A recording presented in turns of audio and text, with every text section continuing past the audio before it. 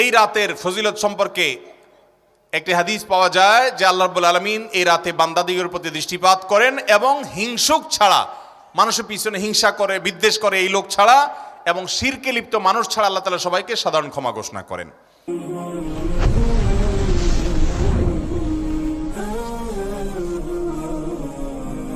উপলক্ষে রাতভর একত্রিত হয়ে মসজিদে ইবাদত বন্দেগী করা কোনো হাদিস দ্বারা প্রমাণিত নয়। এবং দিনের বেলা যে রোজা, এই রোজা শবে বরাত উপলক্ষে না, এটা হলো শাবান উপলক্ষে রোজা। এই রোজা হলো আইয়াম বীজ উপলক্ষে রোজা। নবী করিম সাল্লাল্লাহু আলাইহি ওয়াসাল্লাম শাবান মাসে এমনি বেশি বেশি নফল রোজা রাখতেন, সেই হিসাবে আপনিও রাখবেন। আবার আইয়াম বীজ 13, 14, 15 রোজা রাখতেন, সেই হিসাবে রাখবেন। আপনি আল্লাহর ক্ষমা, এই রাতে আল্লাহ তাআলা বান্দাকে সাধারণ ক্ষমা ঘোষণা করেন, হিংসুক ছাড়া, মুশরিক ছাড়া। এই রাতের এই ফজিলত পাওয়ার জন্য আপনি চেষ্টা করলে সেটা ভালো, আল্লাহর কাছে ক্ষমা লাভের চেষ্টা করবেন, কিন্তু বেদাতি কোনো পন্থায় না। অনেকে বলে যে এত রাকাত নামাজ, অমুকটা এত সূরা এত রাকাতে পড়তে হবে, এগুলা মন গড়া কথাবার্তা, এগুলার কোনো ভিত্তি কোরআন হাদিসে নাই। আবার অনেকে মনে করে হালুয়া রুটি খাইতে হবে, আতশবাজি করতে হবে, আলোকসজ্জা করতে হবে। শবে বরাতকে কেন্দ্র করে যা হয় তার বেশিরভাগই বেদাত এবং ভুয়া, মন গড়া ভিত্তিহীন, এগুলার কোনো অস্তিত্ব কোরআন হাদিসে পাওয়া যায়। আল্লাহ আমাদের সবাইকে সুন্নাহ মেনে চলার তৌফিক দান করুন। আমরা সুন্নাহ মেনে চলবো। শাবান মাসের সবচেয়ে বড় আমল হলো নফল রোজা রাখা, বেশি বেশি রাখবো তো ইনশাআল্লাহ। শবে বরাতের আমল করণীয় এবং বর্জনীয় কি? মধ্য শাবানের রাত, যেটাকে আমরা শবে বরাত বলি, এই রাতের ফজিলত সম্পর্কে একটি হাদিস পাওয়া যায় যে আল্লাহ রাব্বুল আলামিন এই রাতে বান্দাদিগের প্রতি দৃষ্টিপাত করেন এবং হিংসুক ছাড়া, মানুষের পিছনে হিংসা করে বিদ্বেষ করে এই লোক ছাড়া এবং শিরকে লিপ্ত মানুষ ছাড়া আল্লাহ তাআলা সবাইকে সাধারণ ক্ষমা ঘোষণা করেন। তো এই জন্য এই ক্ষমা পাওয়ার জন্য আমরা চেষ্টা করতে পারি এবং হিংসা এবং শিরক থেকে মুক্ত করবো, এটাই হলো আমল। এর বাইরে কোনো আমল, বিশেষ করে আমরা যখন আমাদের দেশে দেখি দলবদ্ধভাবে মসজিদে সবাই মিলে রাত্রি যাপন করে শবে বরাতে ইবাদতবন্দি করে, এরকম দলবদ্ধ কোনো ইবাদত, এমনকি অনেকে মনে করে যে এত রাকাত নফল নামাজ পড়তে হবে, প্রথম রাকাতে এই সূরা এতবার পড়তে হবে, এরকম কোনো কথা কোরআন হাদিসে কোথাও উল্লেখ। আপনি অন্য 10টা রাতে ইবাদতবন্দির মতো এই রাতেও চাইলে নফল নামাজ পড়তে পারেন। আবার আইয়ামে বীজের রোজা, চন্দ্র মাসের 13, 14, 15 রোজা রাখছেন, সেই হিসাবে রোজা রাখতে পারেন। শাবান মাসে রোজা রাখেন, সেই হিসাবে রোজা রাখতে পারেন। এর বাইরে এই রাতকে কেন্দ্র করে আমরা অনেকে মনে করি এ রাতে ভাগ্য ঠিক হয়। শবে বরাতে মানুষ সবচেয়ে বেশি মসজিদে যায় আমাদের দেশে, এর কারণ কি বলেন তো? অন্য কোন রাতে মানুষ এত মসজিদে যায়?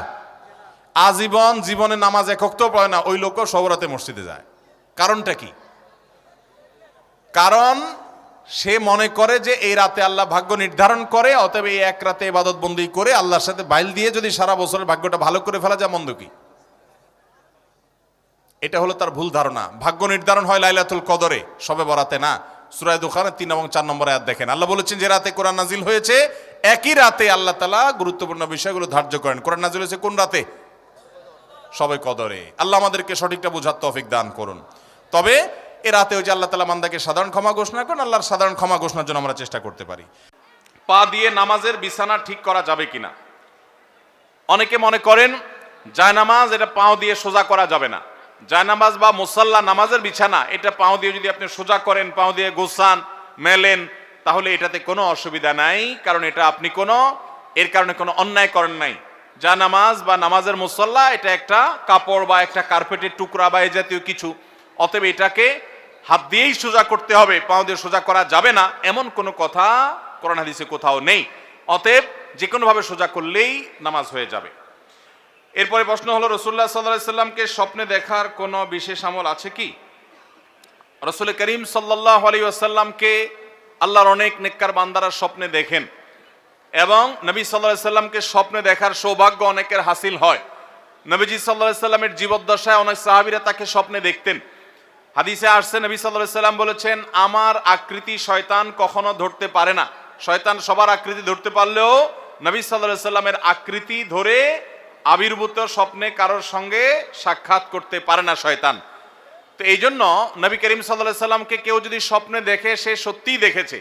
তবে এই হাদিসের ব্যাখ্যায় মুহাদ্দিস ওলামায়ে কেরামের অনেকেই বলেছেন যে এর মানে হলো নবী সাল্লাল্লাহু আলাইহি সাল্লামের চেহারা যারা চিনতেন, যেমন সাহাবীরা, তারা নবীজিকে স্বপ্নে দেখলে সত্যিই নবীজিকে দেখছেন, শয়তান তার চেহারা বিকৃত করতে পারে না। কিন্তু যারা নবী সাল্লাল্লাহু আলাইহি সাল্লামকে দেখেন নাই, যেমন আমরা অনেক পরে দুনিয়াতে আসছি, আমরা তাকে দেখি নাই, তার চেহারা এক্সাক্ট কেমন ছিল আমরা জানি না। অতএব এই যুগের মানুষের জন্য সেটা প্রযোজ্য না। এই যুগে কেউ দেখলে সেটা নবী সাল্লাল্লাহু আলাইহি সাল্লামের চেহারাও হতে পারে, অন্য কারো চেহারা তার কাছে নবীজি মনে হতে পারে। এটা এক শ্রেণী উলামাদের মত। আর অপর শ্রেণী উলামাদের মত হলো না, এই হাদিসটা ব্যাপকভাবে সকল যুগের জন্য প্রযোজ্য। কেউ যদি স্বপ্নে নবী করিম সাল্লাল্লাহু আলাইহি সাল্লামকে দেখেছে, এটি স্বপ্নে তার মনে হয়, বা কেউ তাকে বলে দেয়, এক কথায় স্বপ্নে তিনি নিশ্চিত হয় যে তিনি নবী সাল্লাল্লাহু আলাইহি সাল্লামকে দেখেছেন, তাহলে তিনি নবী করিম সাল্লাল্লাহু আলাইহি সাল্লামকেই দেখেছেন।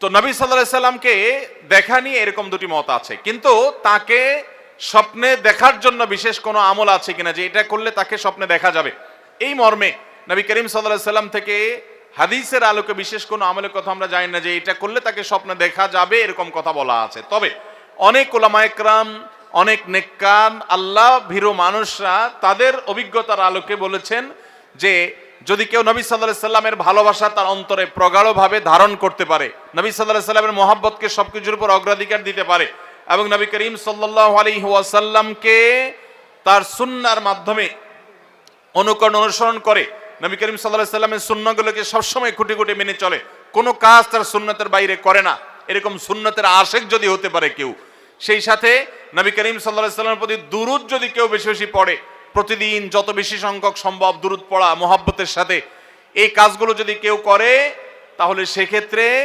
আশা করা যায় যে তার সাথে নবী করিম সাল্লাল্লাহু আলাইহি সাল্লামের স্বপ্নের সাক্ষাৎ হবে। এটা অনেক উলামায়ে কেরাম, অনেক নেককার মুত্তাকি পরেজগার আল্লাহওয়ালারা তাদের অভিজ্ঞতার আলোকে জানিয়েছেন।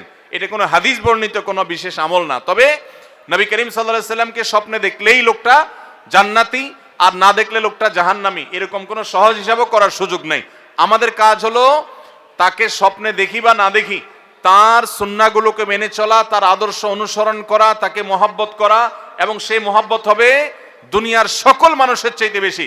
নবী সাল্লাল্লাহু আলাইহি সাল্লাম বলেছেন, লা ইউমিনু আহাদুকুম, তোমাদের কেউ ততক্ষণ পর্যন্ত ঈমানদারই হতে পারবে না, হাত্তা কুনা হাব্বা ইলাইহি মিন ওয়ালাদিহি ওয়া ওয়ালিদিহি ওয়ান নাসি আজমাইন, যতক্ষণ পর্যন্ত আমি, অর্থাৎ নবী সাল্লাল্লাহু আলাইহি সাল্লাম নিজের কথা বলছেন, আমি তোমাদের বাবা মা, তোমাদের সন্তান সন্ততি, সকল পৃথিবীর মানুষের চাইতে আমি সবচেয়ে প্রিয় যদি তোমাদের কাছে না হই, তাহলে তোমাদের ঈমানদার হওয়ার সুযোগই নেই। এই জন্য নবী সাল্লাল্লাহু আলাইহি সাল্লামের ভালোবাসা অন্তরের অন্তঃস্থলে আমরা গেঁথে ফেলবো ইনশাআল্লাহ। আর নবী সাল্লাল্লাহু আলাইহি সাল্লামের ভালোবাসা যেন তৈরি হয় ভিতরে, এই জন্য তার জীবনী সম্পর্কে জানবো, সিরাতের বইগুলো পড়বো। যত বেশি তার সম্পর্কে জানবেন, আপনি তার প্রতি ভক্ত, তার ভালোবাসা অন্তরে লালন করতে আপনি বাধ্য হবেন। অতএব নবীজির সম্পর্কে জানতে হবে, তার সুন্নাহকে মানতে হবে, এটা হলো মূল বিষয়। আল্লাহ আমাদের সবাইকে সেই তৌফিক দান করুন। প্রাপ্তবয়স্ক ছেলে মেয়ে যদি নিজেরা বিবাহ করে, বাবা মা আপত্তি করতে পারবে কিনা?